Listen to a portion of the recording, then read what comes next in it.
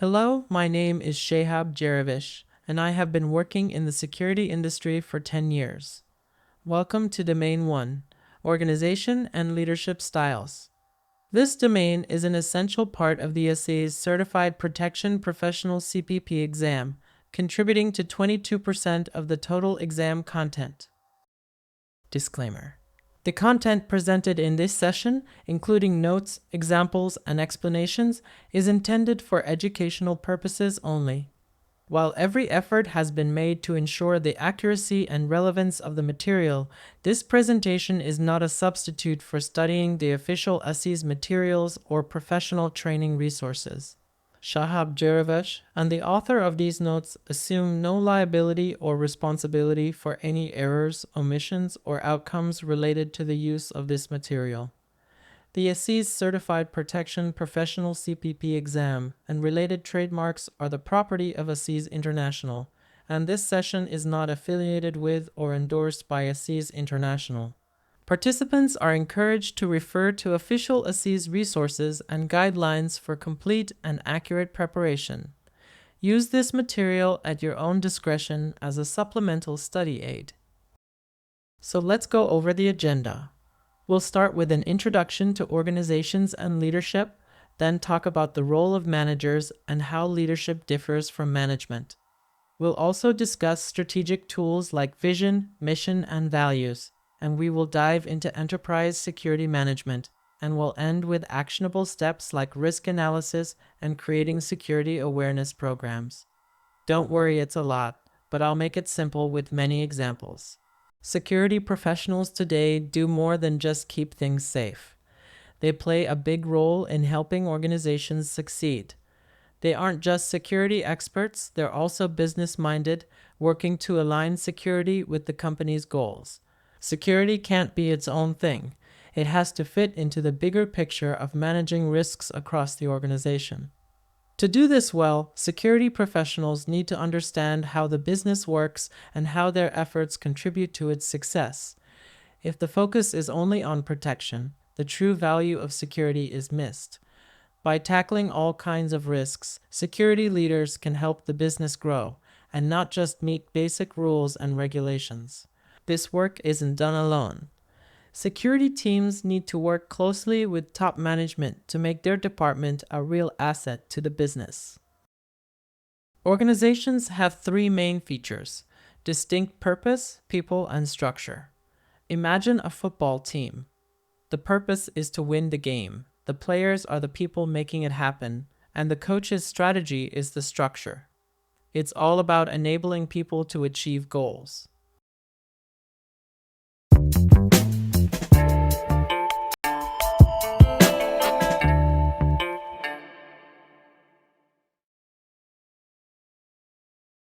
Managers are the glue that holds everything together. Imagine a restaurant manager. They're making schedules, solving problems, and keeping the team energized and running the operations smoothly. Efficiency in management means maximizing the output with minimal resources.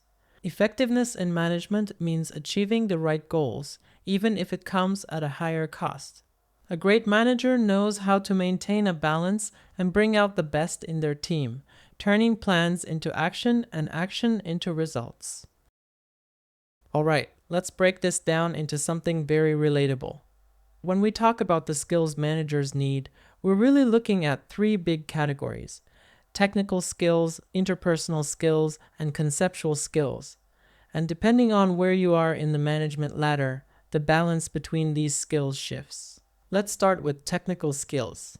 Picture this: if you're a lower-level manager, maybe running a team on the shop floor or managing a small department, you've got to really understand the nuts and bolts of how things work. It's like being a chef in a kitchen. You've got to know how to cook the dishes yourself before you can tell others what to do. For example, a customer service manager might need to know how the ticketing system works in detail so they can guide their team effectively. Next are interpersonal skills, and honestly, these are non-negotiable at any level. Whether you're a first-time manager or a CEO, your ability to communicate, build relationships, and inspire people is what keeps the gears turning. Think about a basketball coach. They've got to motivate their players, build trust, and make sure everyone's working toward the same goal. Even when delivering tough feedback, a good manager knows how to frame it constructively. For instance, imagine a sales manager who not only sets targets, but also cheers on their team during rough patches. That's interpersonal magic. Now, let's talk about the big picture stuff, conceptual skills. This is where top-level managers really shine. These skills are all about strategy and thinking abstractly. Imagine you're the captain of a ship, navigating through storms. You're not just worried about today's weather, you're mapping out the entire journey. For example, a CEO might analyze how market trends like AI or sustainability will impact the company's future. They'll use these insights to make decisions that steer the organization toward its goals. But here's the key. The emphasis on these skills shifts as you climb the ladder.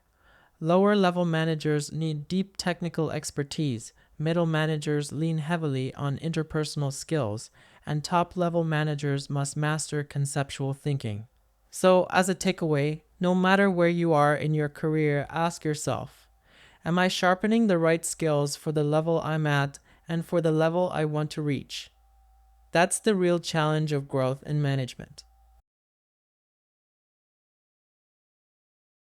Managers and leaders are different, but both are important. A manager makes sure everything gets done on time and in the right way, kind of like organizing a group project so everyone knows what to do.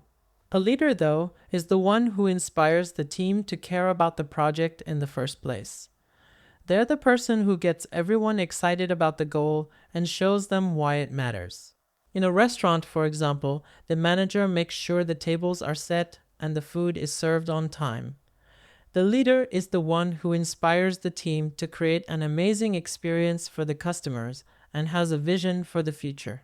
The best professionals know how to do both, keep things running smoothly while motivating others to aim higher. Let's dive into the three main leadership styles: authoritarian, democratic, and laissez-faire. Each has its strengths, weaknesses, and places where it shines or doesn't. First up, authoritarian leadership. This is what we'd call the take charge style. Imagine a strict coach who decides every play, tells the team exactly what to do, and expects them to follow orders without much question. The benefit? Things get done quickly and efficiently.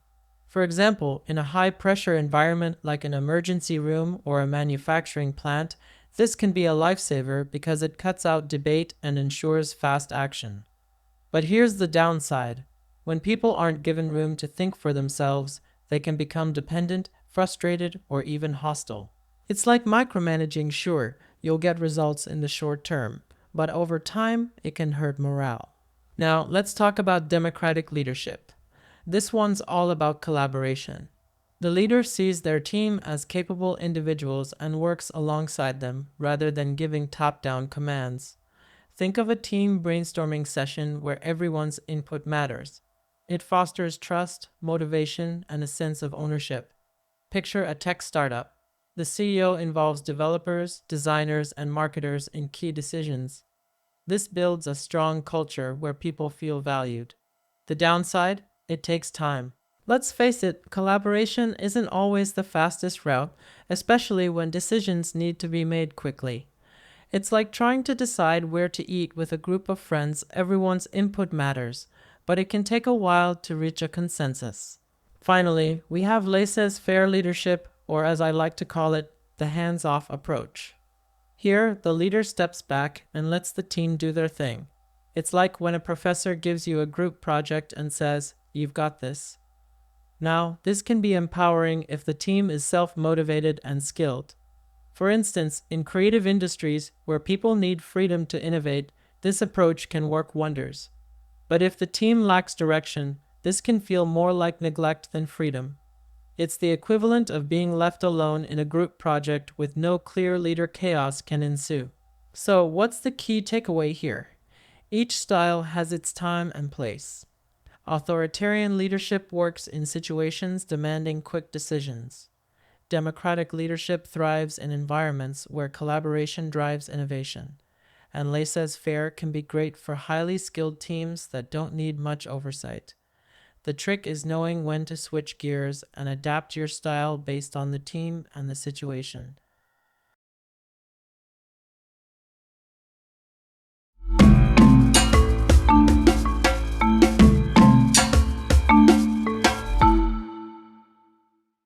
The strategic management process is like crafting a roadmap for a company's success. It's a structured journey with 5 key steps, each building on the previous one. Let's walk through them together. Step 1 is establishing a strategic vision. This is where leaders define what the organization stands for and where it's headed. Think of it as creating a mission statement and identifying core values, the foundation of everything the business will do. For example, a company like Tesla might focus on sustainability and innovation as guiding principles for its vision. Next comes setting performance objectives. This step is all about measuring progress and tracking success. It's like setting fitness goals. You want specific, measurable targets so you can check whether you're improving. For instance, a retailer might aim to increase online sales by 20% over the next year. These objectives give everyone in the organization something clear to aim for. The third step is crafting the strategy. This is where the action plan takes shape. It involves identifying how to move the company along its strategic course and achieve the objectives. For example, a tech company might decide to invest heavily in research and development to stay ahead of competitors. The strategy is the blueprint for turning vision into reality. Then we have executing the strategy. Here, it's all about putting the plan into action. This step emphasizes efficiency, balancing time, cost, and results. Think of a construction project. Even the best blueprint needs skilled workers and effective project management to succeed. For a business, this might mean rolling out a new marketing campaign or launching a new product line. Finally, there's monitoring and evaluating. This step ensures the strategy stays on track. It's like checking your GPS on a road trip to make sure you're heading in the right direction. Businesses monitor key performance indicators and adjust the strategy if necessary. For instance, if a company's market share isn't growing as expected, it might reevaluate its pricing strategy or marketing efforts. Each step of the process is essential, and together they create a cycle of planning, execution, and refinement that helps organizations achieve their goals. It's not just about having a vision, but making sure every part of the organization is aligned to bring that vision to life.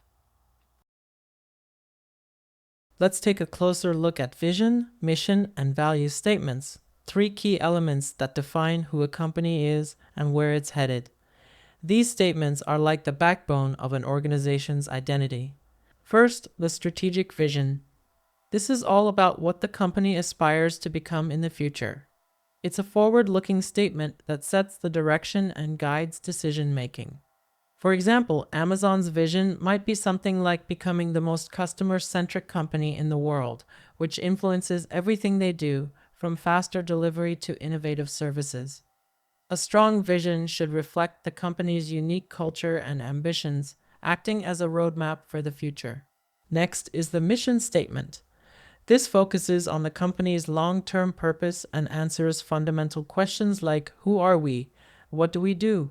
Why are we here? Think of it as the company's elevator pitch about its existence. For example, a nonprofit organization might have a mission to provide clean drinking water to underprivileged communities. It's not about profits. It's about defining the business's role and impact in the world. Lastly, the value statement. This outlines the beliefs and principles that guide the company's culture and behaviors. It's like the DNA of an organization, what makes it tick.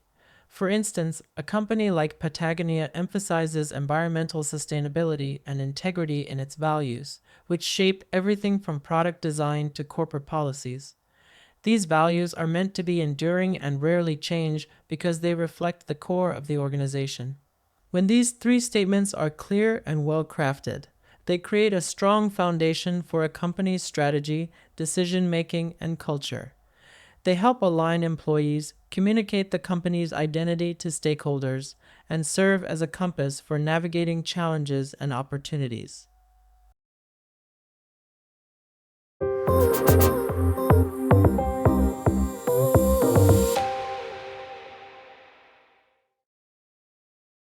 Enterprise assets protection is a critical focus for any organization, ensuring that people, property, information, and even intangible assets remain secure.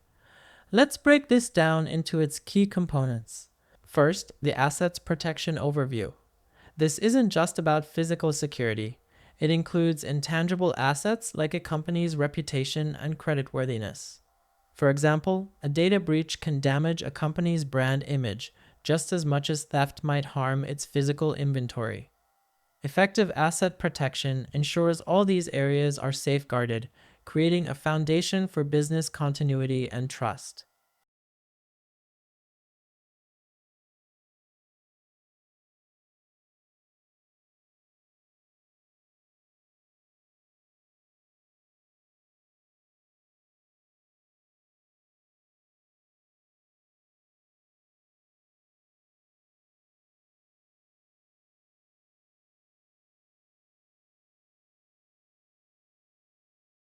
Mitigation measures play a vital role in protecting assets. This involves understanding what needs to be secured and taking specific steps to reduce risks. For example, a retail chain might implement inventory tracking systems to prevent theft or conduct regular security training for staff to handle emergencies effectively. The relation to security and other disciplines is another important aspect. Asset protection often intersects with its security, HR policies, and even legal compliance.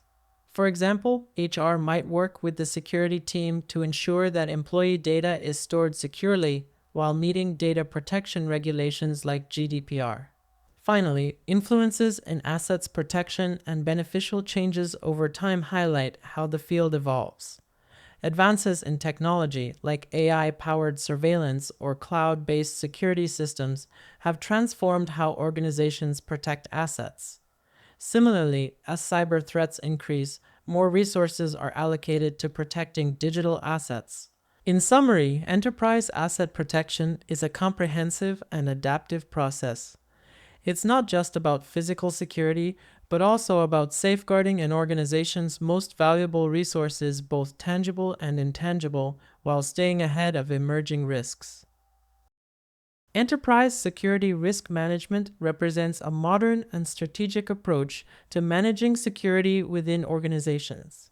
Enterprise security risk management connects security practices directly to the organization's overall strategy, ensuring that security efforts support business objectives. It replaces traditional, isolated security methods with a more scalable and adaptable framework that suits organizations of all sizes and complexities. Differences from traditional security management. Enterprise security risk management considers all security risks in relation to the organization's assets, rather than addressing them in isolation. Security professionals shift from being enforcers to becoming trusted advisors, working collaboratively with other departments. The responsibility for security decisions lies with asset owners who are closest to the risks and impacts. This approach also ensures senior management is involved in understanding and managing risks, fostering accountability at the highest level. To adapt the enterprise security risk management, organizations must thoroughly understand their operations, assets, and the specific threats they face. The goal is to integrate security into every level of the organization's culture and operations, making it an intrinsic part of achieving business success. By embracing enterprise security risk management, organizations can align their security practices with broader strategic goals, turning security into a proactive and value-adding function rather than just a reactive necessity.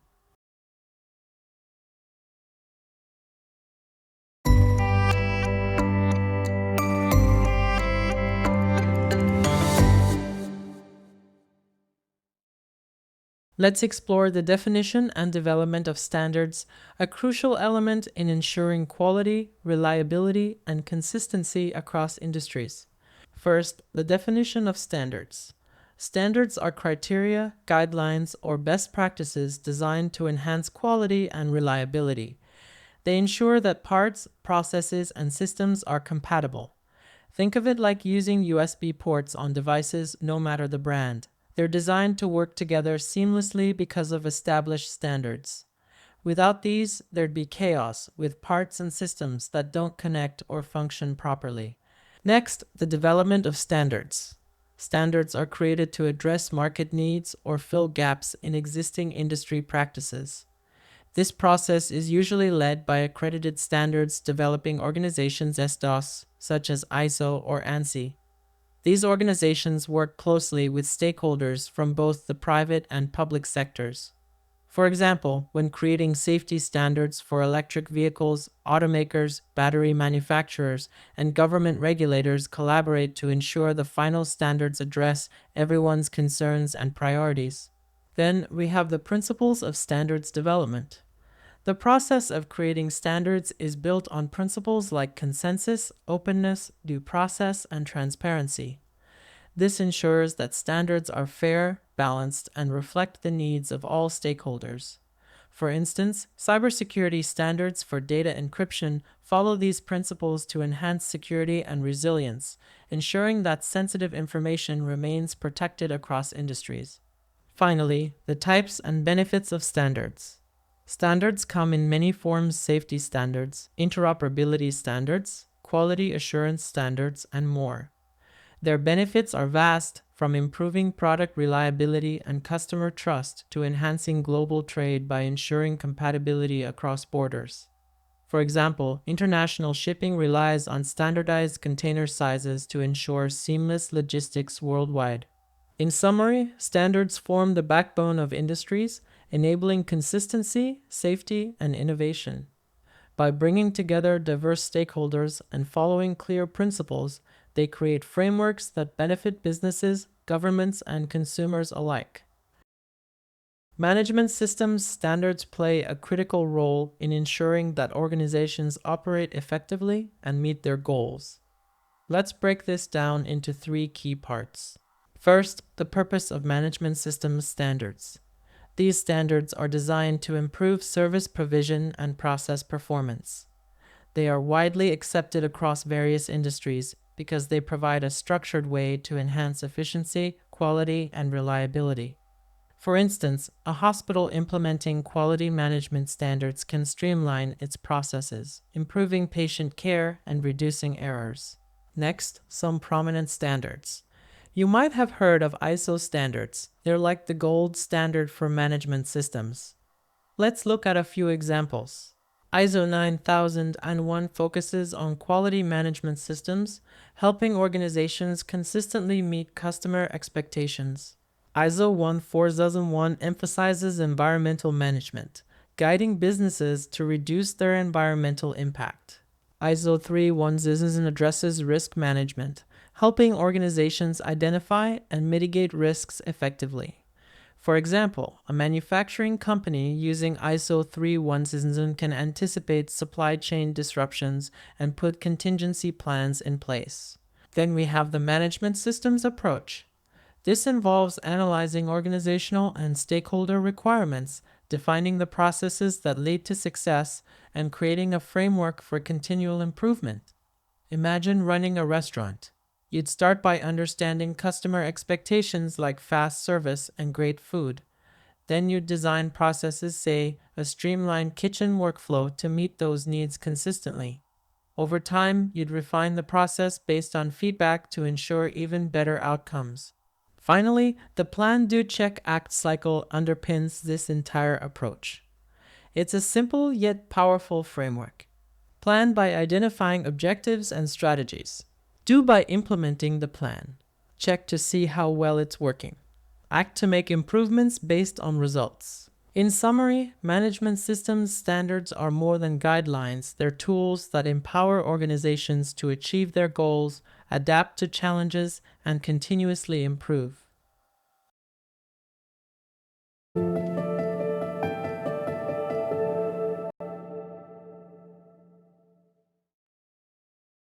Risk assessment is the backbone of effective risk management. providing a systematic way to identify, evaluate, and mitigate risks. Let's break down the steps and the general risk assessment models. First, identifying and valuing assets. This is about understanding what's important to the organization. Assets can include physical items, data, intellectual property, or even reputation. Assigning value, either absolute or relative, helps prioritize protection. For example, in a hospital, patient data may hold more value than office supplies, as its loss could have severe consequences. Next, threat evaluation. This step involves identifying the potential threats to these assets. For instance, in the case of digital assets, threats might include cyber attacks, while for physical assets, it could be theft or natural disasters. Understanding what could go wrong is the first step in preparing for it. Vulnerability assessment comes after. It's about identifying weaknesses that could be exploited by these threats. For example, if a company's servers aren't updated regularly, they're more vulnerable to cyber attacks. This step highlights areas where extra precautions are needed. Impact analysis is crucial for understanding the potential consequences if a threat materializes. For instance, if a data breach occurs, the impact could range from financial loss to reputational damage. This helps gauge the severity of risks. Risk prioritization involves ranking risks based on their likelihood and impact. Think of it as a triage system addressing the most critical risks first. For example, a risk with a high likelihood and severe impact, like a ransomware attack on a financial institution, would take precedence over less critical risks. Risk mitigation focuses on actions to reduce or eliminate risks. This could include implementing stronger security protocols, employee training, or adding redundancies. For instance, encrypting sensitive data and ensuring backups are in place are common mitigation strategies. Likelihood factor for loss events examines how probable an event is. For example, a company located in a flood-prone area would assess the likelihood of flood-related damage and plan accordingly. Conditions increasing asset exposure are factors that elevate the risk. For instance, if employees frequently work remotely on unsecured networks, it increases exposure to cyber threats. The cyclical nature of risk assessment is another key point. Risk assessment isn't a one-time activity, it's an ongoing process. As new threats emerge or the organization changes, assessments need to be updated. It's like regular health checkups for your organization's security. Finally, qualitative and quantitative methods are used to analyze risks.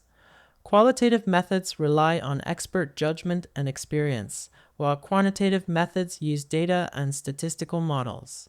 For example, an insurance company might use historical data to predict the likelihood of certain risks. By following these steps, organizations can build a robust risk management framework that not only identifies threats, but also ensures proactive and effective responses. Let's dive into asset identification and valuation, a foundational step in effective risk assessment. This process ensures that we know exactly what we're protecting and how valuable those assets are to the organization. First, asset identification. This step is critical to risk assessment because you can't protect what you don't know exists. It requires collaboration between security professionals and asset owners. For instance, a hospital's IT department might identify electronic health records as key assets, while the facilities team might prioritize medical equipment. This process also involves reviewing operational processes to ensure no critical assets are overlooked. For example, understanding how a manufacturing line operates helps identify assets like machinery, proprietary designs, and even supply chain relationships. Next, value and prioritization. Not all assets hold the same value, so it's essential to determine their importance and prioritize accordingly. For instance, the customer database of an e-commerce company might be far more valuable than office furniture because it directly impacts the business's revenue and operations. Factors influencing asset value include criticality, direct and indirect costs, and even intangible factors. Criticality refers to how essential the asset is to operations. For example, the power supply system in a data center is critical because its failure would shut down all operations. Direct and indirect costs also play a role. Direct costs include the price to replace or repair an asset, while indirect costs cover things like lost productivity or reputational damage. For instance, a cyber attack on a bank might result in immediate costs to secure systems and indirect costs from lost customer trust. Intangible and mixed assets further complicate valuation. Intangible assets like brand reputation or intellectual property can be harder to quantify, but are often just as important. Mixed assets like a customer loyalty program combine tangible elements data with intangible value customer relationships. Valuation methods are used to quantify asset value. These might include market-based approaches, such as looking at replacement costs or business impact analysis, which estimates how much revenue would be lost if an asset were compromised. Finally, asset ranking criteria help organizations prioritize protection efforts. For example, an asset's rank might depend on its value, the likelihood of threats, and its vulnerability. A financial services company might rank its transaction processing systems higher than its office furniture due to their critical role in operations. The takeaway? Asset identification and valuation provide the foundation for making informed, strategic decisions about risk mitigation and resource allocation. It's all about knowing what's most important and focusing protection efforts where they matter most. Asset identification is a crucial starting point for effective risk assessment, but it's not always as straightforward as it seems.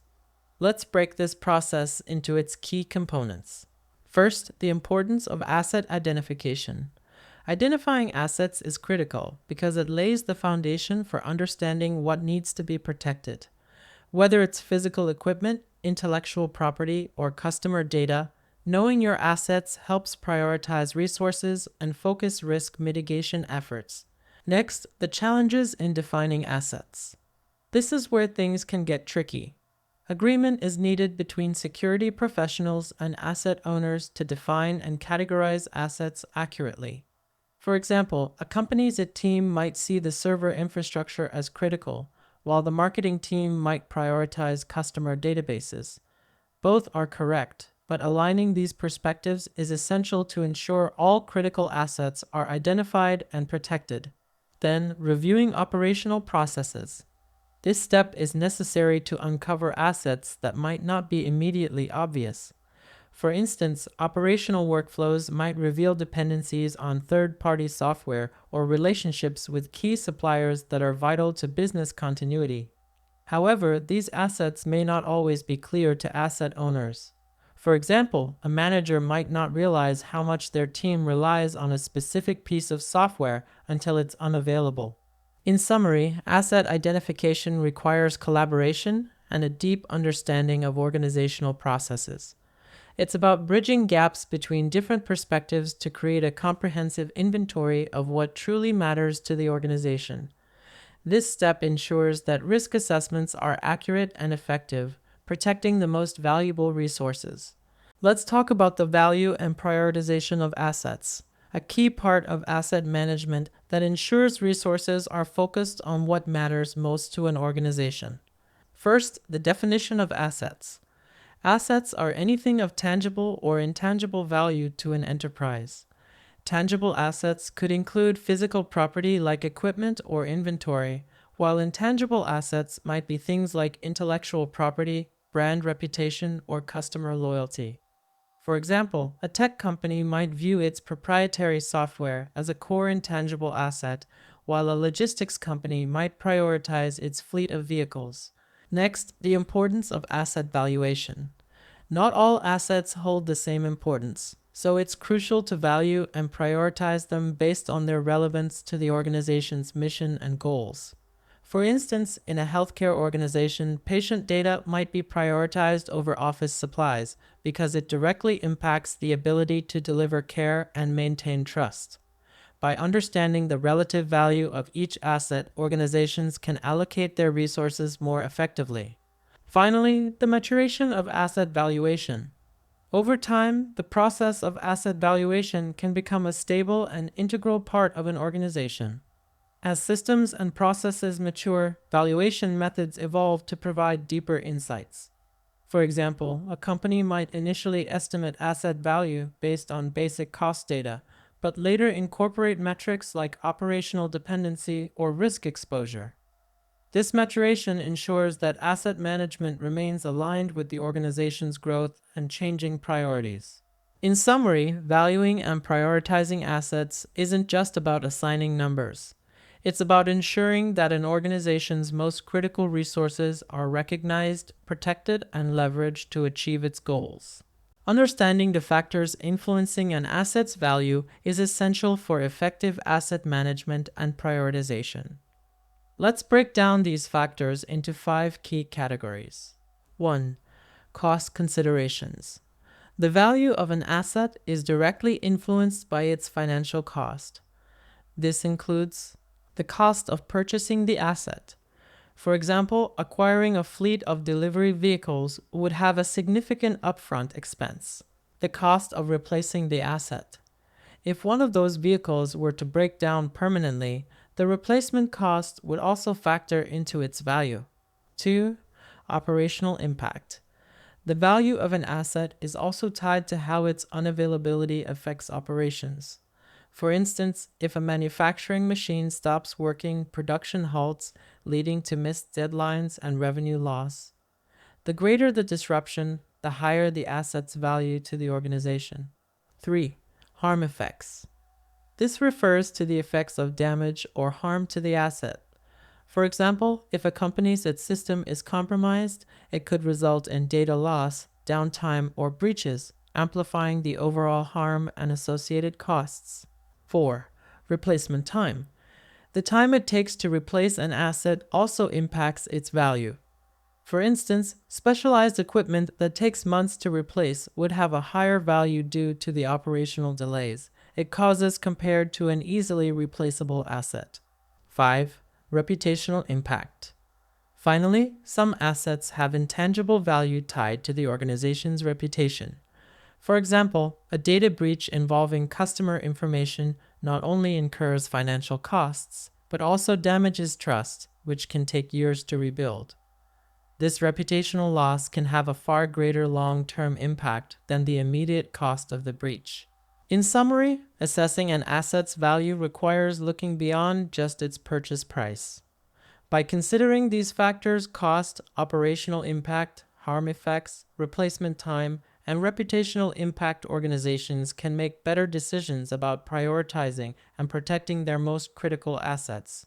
Let's explore the different valuation methods used to assess the value of assets. These methods help organizations determine not only the monetary worth of assets, but also their broader significance. First, quantitative valuation. This method relies on numerical measurements to determine value. For example, if a company owns a fleet of vehicles, the quantitative valuation might include the purchase cost, maintenance expenses, and depreciation over time. This approach works well for tangible assets with clear financial metrics. Next, qualitative valuation. This method uses more subjective approaches like interviews, surveys, and industry publications to assess an asset's value. For example, the reputation of a brand can't be easily measured in dollars, but can be assessed through customer feedback, surveys, and expert opinions. This is often used for intangible assets like intellectual property or employee expertise. Then, mixed valuation. This combines both quantitative and qualitative methods to provide a more comprehensive picture. For instance, when evaluating a software system, you might consider the cost of development quantitative alongside its impact on employee productivity and customer satisfaction qualitative. This blended approach ensures a well-rounded evaluation. Finally, monetary value versus overall significance. It's important to note that an asset's monetary value doesn't always reflect its overall importance to the organization. For example, a piece of equipment might be relatively inexpensive but critical to operations, such as a server hosting essential company data. On the other hand, a high-value painting in the office may not contribute directly to the organization's goals. Understanding this distinction helps organizations prioritize protection and resource allocation effectively. In summary, valuation methods provide organizations with the tools to assess assets from multiple angles, ensuring both their financial worth and strategic importance are considered. Criticality measures how essential an asset is to the organization. For example, in a hospital, the availability of electricity is critical for a life-saving equipment. Without power, the equipment stops. Organizations assess criticality to focus on what they absolutely can't afford to lose. When we think about the costs of an incident, we can break them into two categories: direct costs and indirect costs. Direct costs are the immediate expenses you face right after something happens. Think of them as the urgent bills.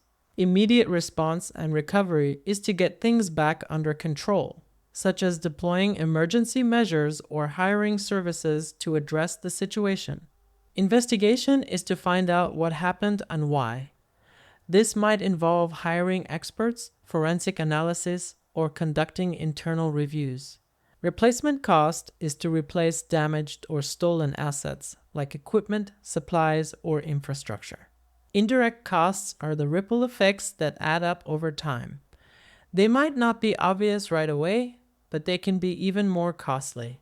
If your primary location is unusable, you might need to rent temporary office or storage space.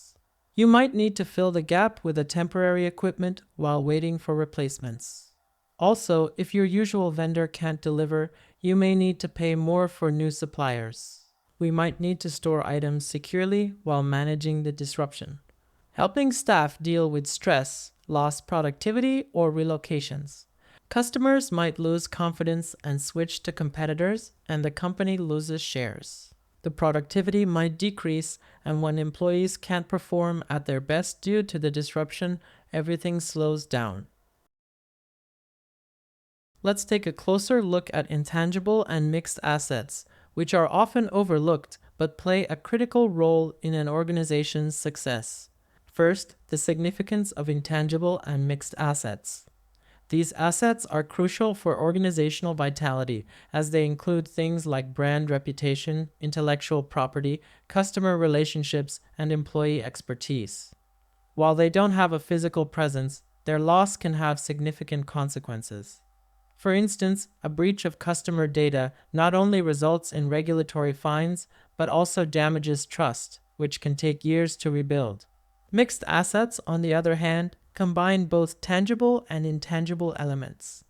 For example, a customer loyalty program includes tangible data on purchases, but also holds intangible value in customer trust and brand affinity.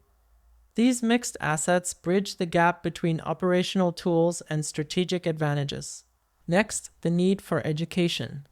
It's essential for executive decision makers to understand the importance of intangible and mixed assets. These aren't always straightforward to quantify, but they're often among the most valuable resources an organization has. For example, intellectual property like patented technologies can be a cornerstone of competitive advantage in industries like pharmaceuticals or tech. Lastly, the prevention of potential losses. Because these assets are subject to loss events like cyber attacks, employee turnover, or public relations crises, proactive measures are critical. This could include implementing robust cybersecurity protocols, creating knowledge retention strategies, or fostering strong customer engagement programs to mitigate risks. In summary, intangible and mixed assets may not always be visible, but they're invaluable to an organization's long-term health and success. Recognizing their importance and taking steps to protect them ensures the organization remains resilient and competitive. Let's discuss how organizations can quantify the value of their assets, which is a key step in prioritizing protection and resource allocation. First, relative value. One straightforward approach is to assign a priority number to each asset, ranging from 1 low to 5 high. This prioritization reflects the importance of the asset to the organization's operations and goals. For example, a company might rank its customer database as a 5 because it's critical to revenue generation, while office furniture might be a 1 as it has less operational impact. Next, the cost of loss formula. This formula provides a structured way to calculate the potential financial impact of losing an asset. It's expressed as K equals sign CP plus CT plus CR plus psi I where. K is the total cost of loss. CP represents the cost of permanent replacement. For instance, replacing a specialized piece of equipment might cost $50,000. CT is the cost of a temporary substitute. For example, renting replacement equipment while waiting for permanent replacement might add another $10,000. CR includes total related costs, such as removal and installation. If you're replacing its servers, this could involve transportation and labor costs. Psi accounts for lost income. If the server outage disrupts e-commerce operations, the business might lose $20,000 in sales. I represents available insurance or indemnity. If insurance covers $30,000 of the loss, this amount is subtracted from the total. By plugging these values into the formula, the organization can estimate the financial impact of losing an asset and use this information to prioritize protection efforts. In summary, quantifying asset value helps organizations make informed decisions about where to allocate resources and which assets require the highest levels of protection. Combining relative value assessments with detailed cost analyses ensures a comprehensive understanding of an asset's importance. When prioritizing assets, it's essential to evaluate them based on specific asset ranking criteria. These criteria help organizations determine which assets are most critical and deserve the highest level of protection. First, workforce considerations. The number and type of workforce on-site play a key role in asset ranking. For instance, a corporate headquarters with hundreds of employees, including executives, will likely rank higher than a small satellite office. Similarly, the type of workforce matters. A location with specialized staff, such as engineers or medical personnel, might hold greater importance due to the expertise concentrated there. Next, service delivery. This criterion looks at the percentage of overall service delivery responsibility tied to the asset. For example, if a facility handles 50% of a company's product distribution, it holds significant value. Any disruption to its operations could lead to widespread delays and revenue loss. Then, dependencies. Assets are often interlinked, and their value can depend on their role within the organization or network. Importance to other assets. A central server that supports multiple departments will rank higher because other systems depend on it. Importance to the network. In a supply chain, a distribution hub critical to delivering products across regions would also rank highly. Finally, alignment with mission and objectives. The overall importance of an asset to the organization's mission and objectives is a crucial factor. For example, a research and development facility for a pharmaceutical company directly supports its mission of innovation, making it highly critical. Similarly, a data center for an e-commerce company aligns with its objective of providing seamless online services, giving it top priority. In summary, asset ranking ensures resources are allocated effectively, focusing on protecting the most valuable and impactful assets. By evaluating workforce, service delivery, dependencies, and alignment with mission and objectives, organizations can make strategic decisions to safeguard their operations.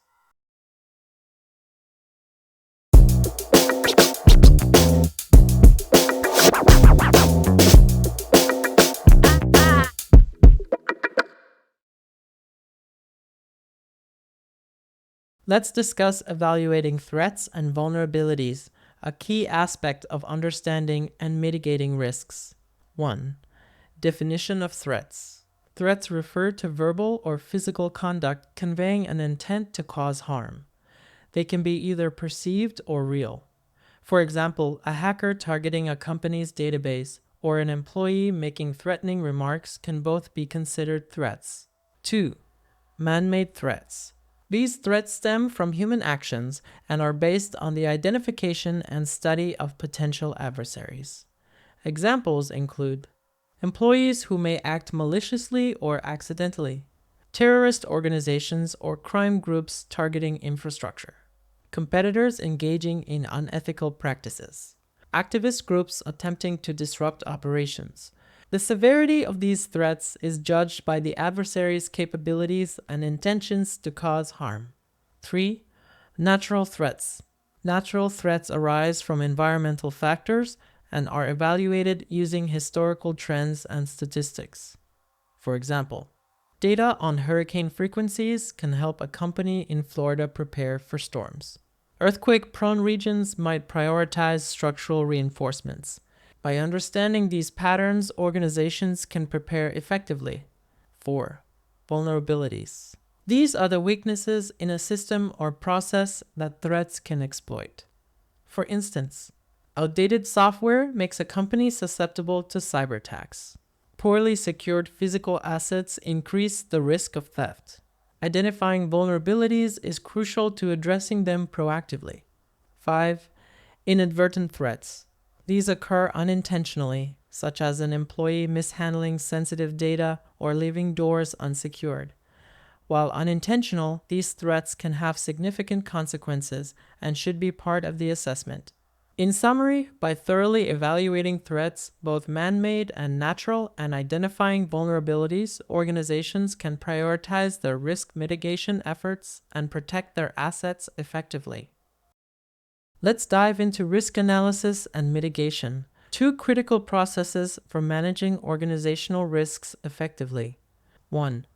Combining information for risk analysis. Risk analysis begins by combining data on assets, threats, and vulnerabilities. Assessors prioritize risks based on the potential impact and consequences of loss events. For instance, they might focus on a critical IT system that could cause widespread disruption if compromised. Evaluation involves input from a multidisciplinary team, such as experts, security professionals, and business leaders, ensuring a balanced perspective. 2. Challenges in justifying risk analysis results. One challenge is communicating the results of risk analysis to clients or decision makers. Clients may question the data or need clarification about the priorities.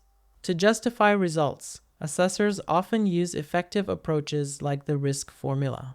Risk equals sign threat vulnerability impact 1/3. For example, a high likelihood cyber attack as a threat targeting an unpatched system, as a vulnerability with significant financial losses as an impact would result in a high risk score. 3. Presenting risk analysis results. Clear communication is key. Assessors present data in a way that helps clients and stakeholders understand the risks and make informed decisions. This often includes visual aids like charts or risk heat maps, highlighting the most critical areas. 4. Risk mitigation strategies. Risk mitigation involves taking actionable steps to reduce the likelihood or impact of risks. Strategies are: 1. Elimination, removing the source of the risk entirely, such as switching to safer equipment. 2. Reduction, implementing controls to minimize the impact, like firewalls for cybersecurity or surveillance systems for physical security. 3. Transfer, using insurance to offset financial risks. 4. Acceptance, acknowledging and accepting minor risks that are cost prohibitive to address. Practical considerations in risk mitigation. Mitigation plans should balance practicality and cost effectiveness. For example, implementing a new security system should not disrupt operations or exceed the value of the asset it protects. In summary, risk analysis and mitigation help organizations understand, prioritize, and address potential risks in a structured way, ensuring resilience and continuity. Let's talk about risk mitigation, the process of reducing or managing risks to protect the organization. 1. Importance of risk mitigation. It's important to focus on risks that could have a big impact on the organization's goals or mission. For example, protecting customer data might be a top priority for a bank because it directly affects trust and operations. 2. Options for addressing risks. There are several ways to manage risks, including security measures and systems, adding surveillance cameras, firewalls, or alarms, architectural improvements, strengthening buildings or improving layouts for safety, policies and procedures, clear rules and steps for handling risks like cybersecurity protocols, management practices, training staff to respond to threats or emergencies, security staffing, hiring more personnel to monitor and address risks. 3. Other risk management options. Organizations can also eliminate, transfer, or accept risks depending on the situation. For instance, they might buy insurance to cover financial losses or avoid risky activities altogether. 4. Practical considerations. When planning solutions, think about costs, resources, and how practical they are. For example, installing a security system should be effective but also affordable. 5. Effectiveness of countermeasures. Finally, always check if your solutions are working. Are risks reduced? Are systems or policies doing what they're supposed to? Adjust if needed. In short, risk mitigation is about taking smart, practical steps to protect what's important while staying aligned with the organization's mission.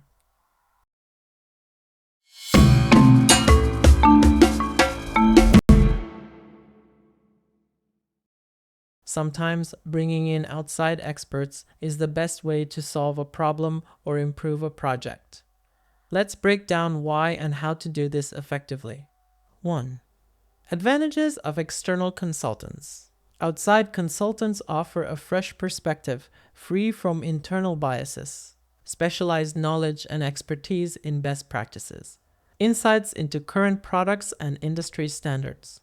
For example, a consultant might suggest new technology your team hasn't considered yet. 2. Criteria for selecting consultants. When choosing a consultant, look for their specialty and experience in the field and their professionalism and independence to ensure unbiased advice. 3. Importance of clear agreements. It's critical to clearly define the purpose and scope of the project, expectations for the final result. This avoids confusion and keeps everyone on the same page. 4. Designing the system at project inception. Involve the consultants early in the project so they can help design effective systems from the start. This ensures smoother implementation and better results. 5. Regulatory and audit benefits. Consultants can also help ensure your project meets regulatory standards and audit requirements, reducing risks and increasing compliance. In summary, using outside expertise can bring fresh ideas, help with complex challenges, and ensure success, especially if you pick the right consultants and set clear expectations. Let's talk about cost-benefit analysis, which helps organizations decide whether a risk treatment is worth the investment. 1. Benefits of risk treatment. Risk treatment has both direct and indirect benefits. Direct benefits reduces the chances of the risk happening or lowers the harmful effects if it does occur. For example, adding better fire alarms can prevent major damage during a fire.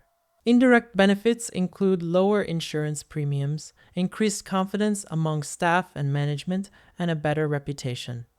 For instance, customers may trust a company more if it's known for strong cybersecurity. 2. Costs of risk treatment. Treating risks also involves costs, which can be direct or indirect. Direct costs include the expenses for implementing the treatment, like installing new security cameras or training staff. Sometimes it might involve giving up an asset that poses too much risk. Indirect costs can include disruptions to business operations, reduced productivity during the implementation phase, or even damage to the company's reputation if the treatment isn't well executed. In short, a cost-benefit analysis weighs these factors to ensure the solution not only mitigates the risk, but also makes sense financially and operationally. Let's talk about cost-benefit analysis, which helps organizations decide whether a risk treatment is worth the investment. 1. Benefits of risk treatment. Risk treatment has both direct and indirect benefits.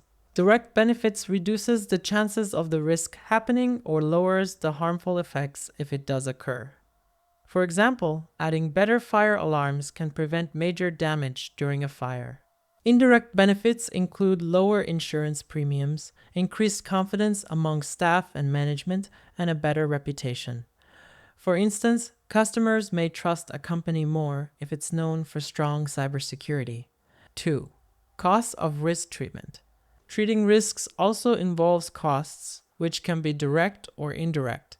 Direct costs include the expenses for implementing the treatment, like installing new security cameras or training staff. Sometimes it might involve giving up an asset that poses too much risk. Indirect costs can include disruptions to business operations, reduced productivity during the implementation phase, or even damage to the company's reputation if the treatment isn't well executed. In short, a cost-benefit analysis weighs these factors to ensure the solution not only mitigates the risk, but also makes sense financially and operationally. Risk treatment plans are about taking specific actions to manage and minimize risks effectively. Let's break this into 4 key steps. 1.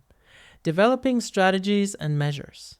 The first step is to create plans that protect critical processes and value chains from potential risks.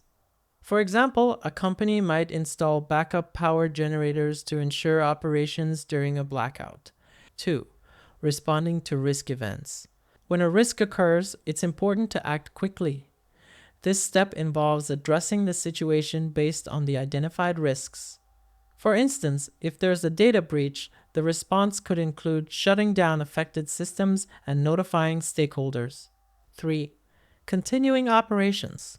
Even during disruptive events, the goal is to keep things running as smoothly as possible. For example, a retail company might shift to online-only sales during a store closure. 4. Recovering from disruptive events. The final step is implementing recovery plans to return to normal operations after a disruption. This could involve restoring systems, replacing damaged equipment, or reviewing what went wrong to improve future plans. In summary, risk treatment plans ensure organizations are prepared to handle risks, maintain operations during disruptions, and recover effectively afterward. There are 4 main ways to manage risks, and each approach depends on the situation. 1. Eliminate. This means removing the risk entirely. For example, a store might stop selling small, high-theft items to avoid shoplifting. However, this isn't always practical or possible. 2. Reduce. Most organizations focus on reducing risks. This involves taking steps to minimize the chances of a risk happening or its impact. Examples include adding security cameras or alarms, hiring more staff to improve monitoring.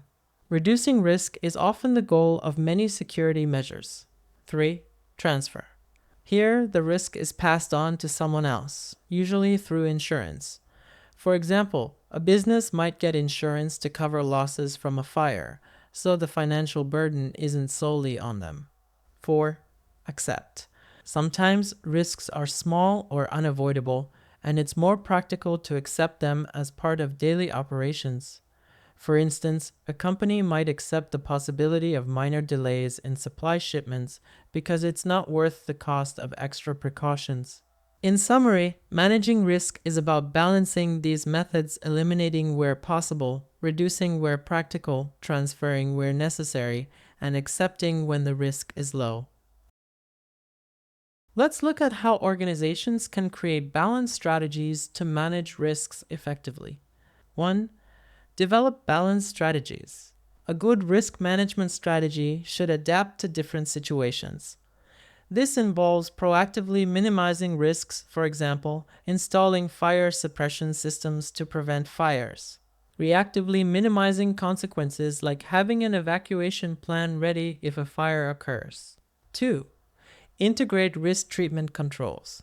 Risk controls should fit into the organization's overall risk management program.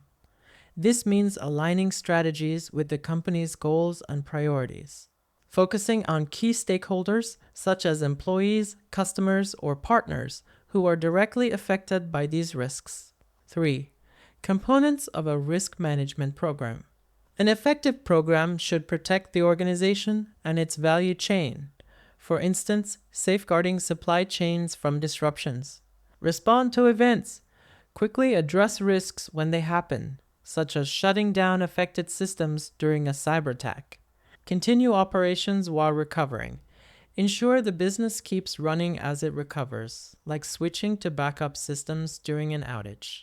In summary, a balanced risk management strategy combines proactive and reactive measures, integrates well with broader programs, and ensures the organization stays resilient through any disruption.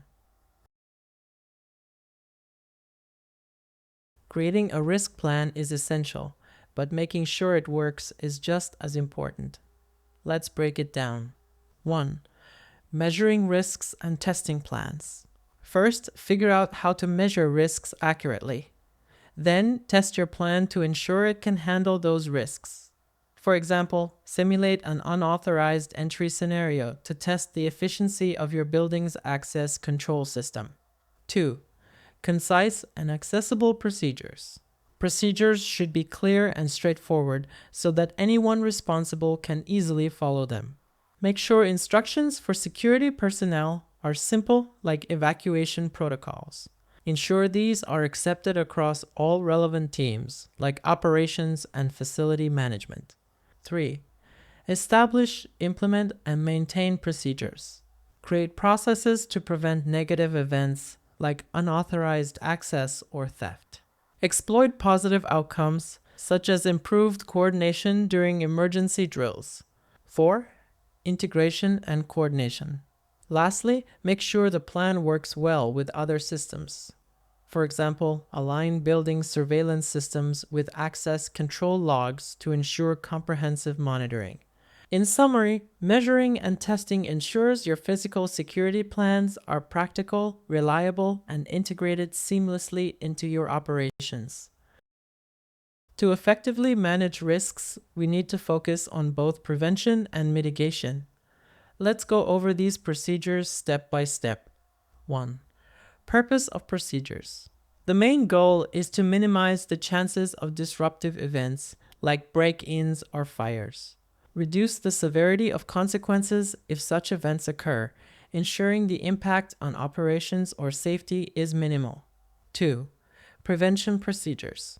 Prevention involves proactive measures to protect assets. This includes architectural approaches, like installing reinforced doors or fences, administrative approaches such as training security staff, operational measures, for example, regular inspections of safety equipment. These steps help guard against unforeseen threats and hazards. 3. Mitigation procedures. Mitigation focuses on reducing the effects of risks that have already occurred. It includes immediate actions, like activating fire suppression systems, interim solutions, for instance, setting up temporary barriers after a breach, long-term fixes, such as revising building layouts for better safety. These procedures aim to control the damage before it escalates. 4. Procedure specifications. Finally, ensure all procedures are clearly defined and tailored to your organization's unique risks and needs. In summary, combining prevention and mitigation procedures ensures your organization is well prepared for both avoiding and managing risks effectively.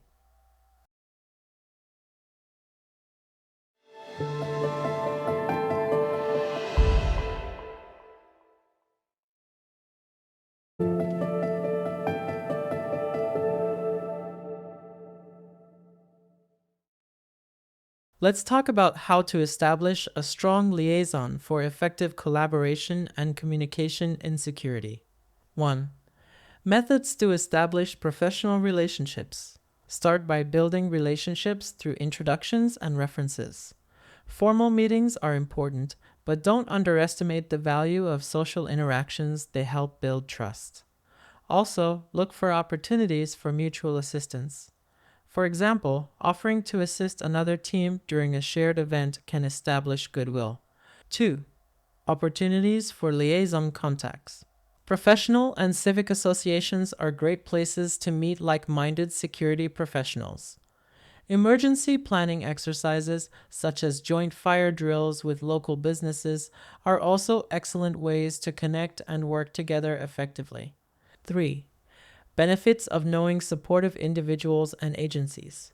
Having the right contacts, like a trusted local law enforcement officer or emergency manager, can make problem solving faster and more efficient during a crisis. 4. Encouragement for multilateral forum participation. Encourage participation in multilateral forums where security professionals from various industries come together to share knowledge and strategies. This can help you stay updated on best practices. 5. Importance of professional associations. Joining professional associations, such as ASIS International, provides access to resources, networking opportunities, and continuous learning. 6. Establishing relationships at different organizational levels. It's important to build connections at multiple levels, both operational and strategic. For example, know the security staff on the ground, as well as decision makers in other organizations. 7. Importance of international liaison relationships. In today's global environment, having international connections can help manage risks across borders. For instance, coordinating with international organizations during global events ensures smoother operations. In summary, establishing liaison relationships requires consistent effort, proactive engagement, and leveraging every opportunity to connect and collaborate with others.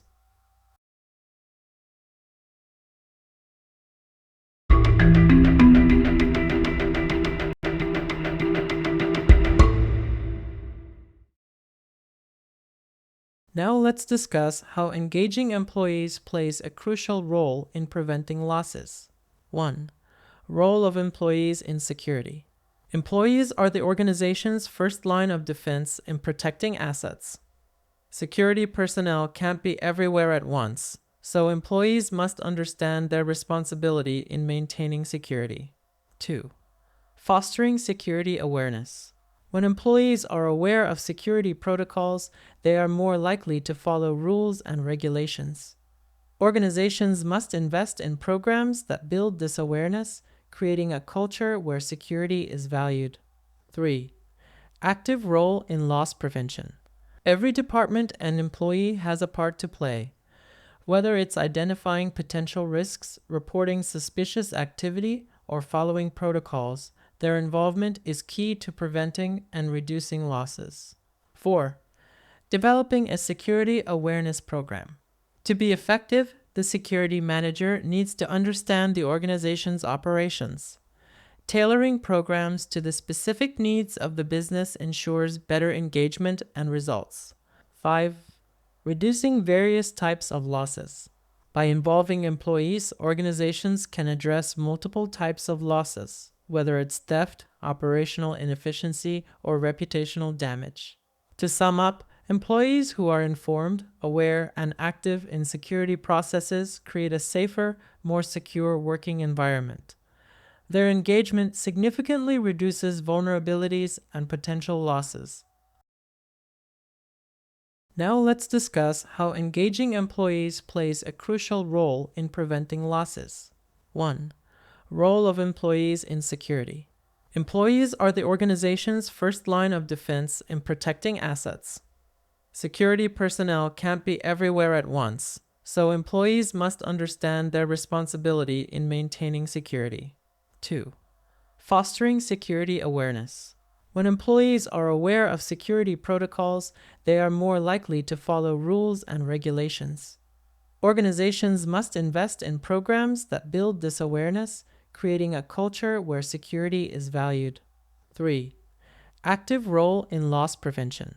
Every department and employee has a part to play. Whether it's identifying potential risks, reporting suspicious activity, or following protocols, their involvement is key to preventing and reducing losses. 4. Developing a security awareness program. To be effective, the security manager needs to understand the organization's operations. Tailoring programs to the specific needs of the business ensures better engagement and results. 5. Reducing various types of losses. By involving employees, organizations can address multiple types of losses, whether it's theft, operational inefficiency, or reputational damage. To sum up, employees who are informed, aware, and active in security processes create a safer, more secure working environment. Their engagement significantly reduces vulnerabilities and potential losses.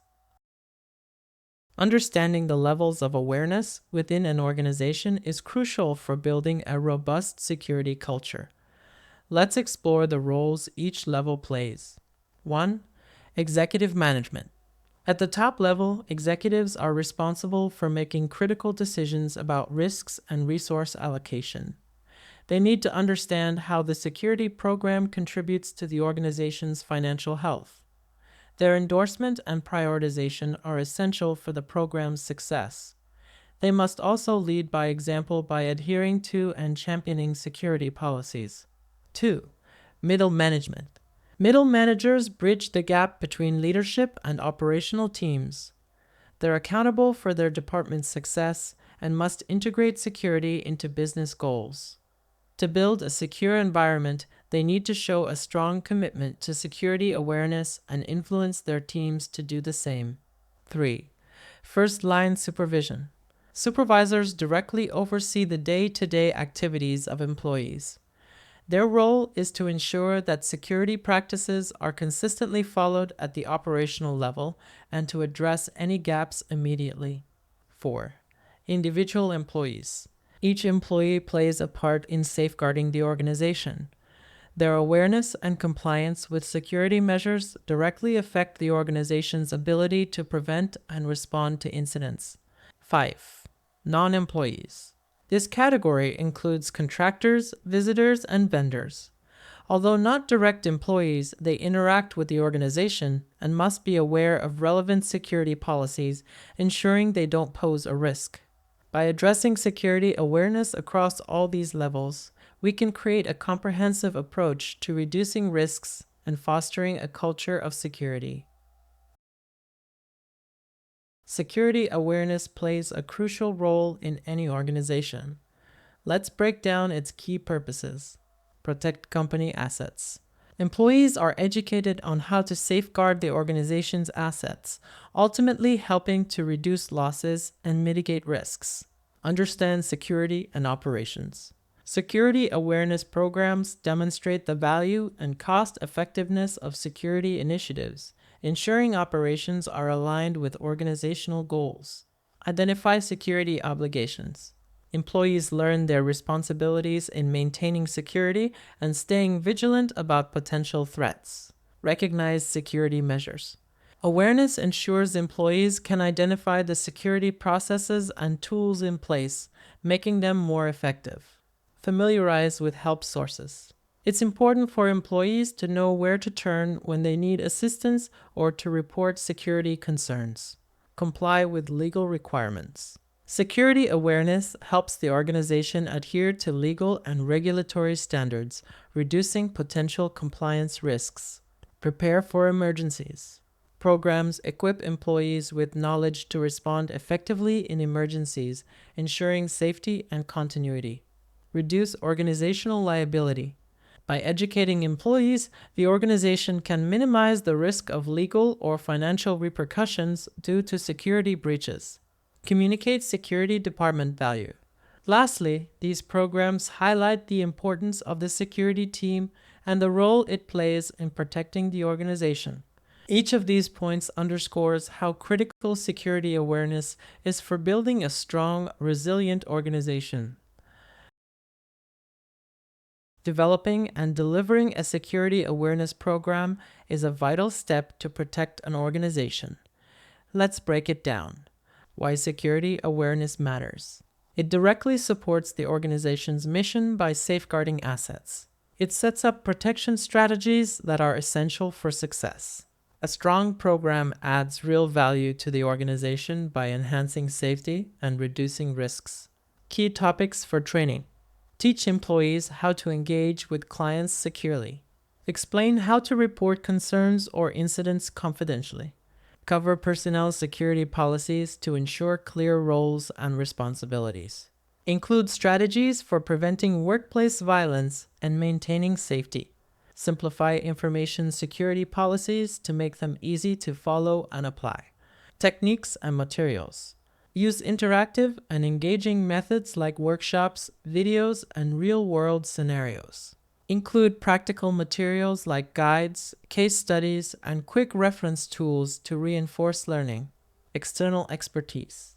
Sometimes outside consultants can bring specialized knowledge and a fresh perspective, making the program even more effective. A well-designed security awareness program isn't just about policies, it's about empowering every individual to protect the organization. When employees feel informed and confident, they become an essential part of the security strategy. Let's discuss the techniques, materials, and resources that play a role in delivering an effective security program. Written material. These are the foundational resources that include instructional documents, agreements, and acknowledgments. Examples include security policies, procedures, posters, and reminders. These materials are typically distributed as handbooks, pamphlets, or guides for easy access. Audiovisual material. This category covers multimedia formats like audio and video files, interactive CDs, films, and software-based presentations. While using audiovisual materials, it's essential to ensure that sensitive information is not shared publicly. Formal security briefings. These are structured sessions conducted at various stages, such as during hiring, orientation, promotions, or transfers. They ensure new and existing employees are updated on security practices. Integration into line operations. Security practices should seamlessly align with daily operational tasks to ensure consistent implementation without disruption. Drills and exercises. Practical drills simulate real scenarios, helping employees prepare for emergencies or security incidents. Developing a security awareness program. All these elements together contribute to building a comprehensive security awareness program tailored to organizational needs. By leveraging these techniques and resources, organizations can create an engaging and impactful security program that enhances awareness and preparedness. While implementing a security awareness program can yield significant benefits, certain obstacles often stand in the way of its success. Let's address these challenges. Low credibility of the security department. Previous performance issues or a lack of a proven track record can undermine trust. External biases or negative perceptions about security professionals from other organizations may also come into play. A lack of professionalism or understanding of the company's core functions by the security staff further weakens their credibility. Organizational culture. Sometimes a negative culture or mindset within the organization resists changes introduced by the security program. It's vital to convey how security contributes to the company's success to foster buy-in. Perception of minimal threat. When employees or leadership don't perceive significant risks, they may undervalue the program's importance. Departmental or employee indifference. A lack of engagement from specific departments or employees can slow the program's progress. Lack of reporting capability. Without effective systems to report and address security issues, even the best awareness efforts may fall short. Overcoming these obstacles requires open communication, clear demonstration of security's value, and ongoing engagement with all organizational levels. I hope you found this video helpful. Stay tuned for the next chapters in our CPP exam prep series. If you enjoyed this video, don't forget to like, comment, and subscribe to my channel and hit the notification bell to never miss an update. More videos coming soon to help you master the CPP domains. Let's ace the CPP exam together.